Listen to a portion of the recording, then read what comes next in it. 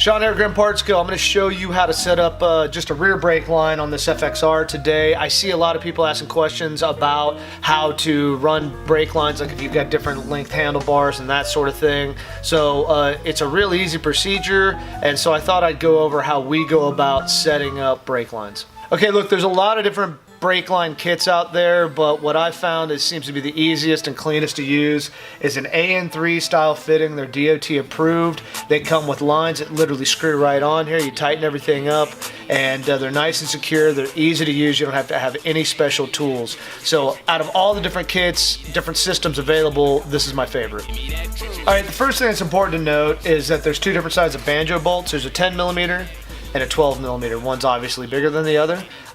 Bikes come with both different sizes. You'll need to determine which size you have.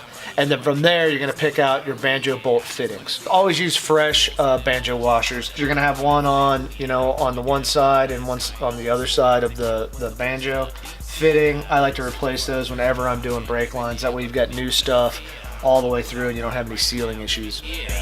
And now there's three different types of banjo bolt fittings. There's a 10 and 12 and a 90-degree bend, a 10 and 12 and a 45-degree bend, and a 10 and 12 in a straight. All right, along with those three types of fittings, there's a bunch of special types of fittings. This one will accept a hydraulic brake line fitting. There are some for T's for the front brakes if you're running dual discs. Pretty much Drag Specialties, Goodrich, and Russell all run a very similar line of all these types of products. So you'll want to determine what you're trying to do and what fittings you're going to need. Another thing to consider is brake lines. There's 3 or 4 different manufacturers. This particular one's a Drag Specialties, Goodrich, Russell. I think Magnum makes brake lines. You can get them in the black coated or the stainless steel clear coated ones. These are AN3. They've got swivel fittings, and these basically come in 2-inch increments, and they start at I think 6 or 8 inches and go all the way up to 50 or 60 inches long. So what you're going to do is measure the length, and then you'll order specifically the length that you need. First thing, I sort of by eyeball determine how I want to run my banjo fittings. I'm going to run a straight fitting off the back,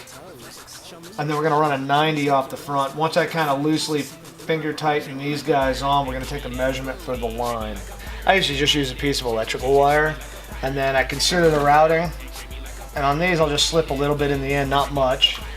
And then this one I'm going to tie off of here, and I'm going to run down. So then I can just take, for the rough measurement, I got 20 inches.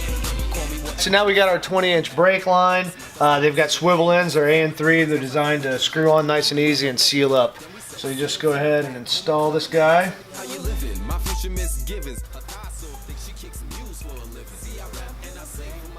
Once you got everything loosely fitted, I go through and snug everything up nice and tight. Get it all in place. Get her buttoned in, and go through and tighten up all of your fittings as well. You're gonna need the right size wrench. Oh, I don't have the right size. I don't think I have the right size wrench. Alright, and go on. Alright, you're gonna need multiple wrenches. Alright, anyway. So then you're gonna go through and make sure all your lines are tight. Once you get through and get all of your fittings nice and tight, bleed your brake system, put some pressure on that pedal, and go through and make sure you don't have any leaks anywhere. Pump the brakes a bunch and just double check all that. If you've got no leaks, at that point you are good to go.